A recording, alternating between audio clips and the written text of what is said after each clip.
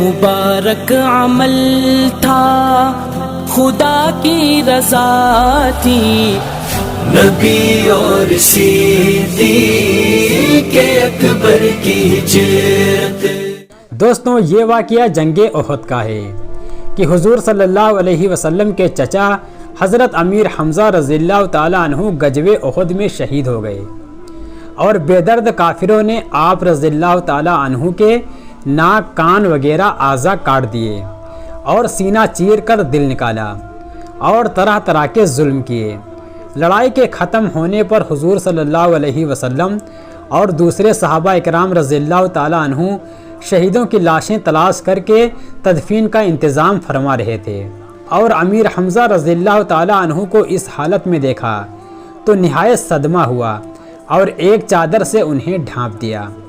इतने में अमीर हमज़ा रज़ियल्लाहु ताला अन्हु की हकीकी बहन हज़रत शफ़िया रज़ियल्लाहु ताला अन्हा तशरीफ़ लाईं कि अपने भाई की हालत देखें।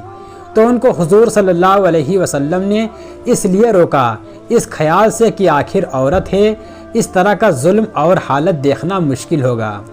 उनके साहबजादे हज़रत ज़ुबैर रज़ियल्लाहु ताला अन्हु से इरशाद फरमाया कि अपनी वालिदा को देखने से मना करो। उन्होंने वालिदा से अर्ज़ किया कि आप सल्लल्लाहु अलैहि वसल्लम ने देखने को मना फरमाया है। हज़रत शफ़िया रज़ियल्लाहु ताला अन्हा ने फरमाया, मैंने ये सुना है कि मेरे भाई के नाक, कान वगैरह काट दिए गए हैं।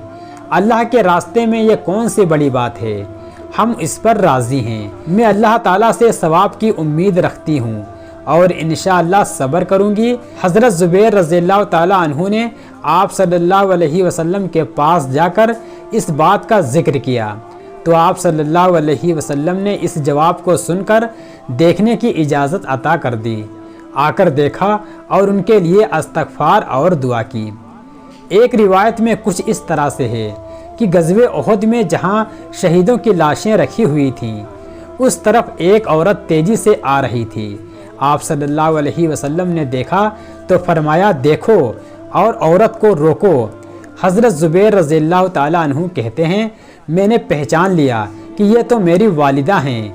मैं जल्दी से रोकने के लिए आगे बढ़ा। उन्होंने एक हाथ मारा और कहा, किनारे हटो। मैंने कहा, हुजूर सल्लल्लाहु अलैहि वसल्लम ने देखने को मना फरमाया है। तो फ़ौरन खड़ी हो गईं।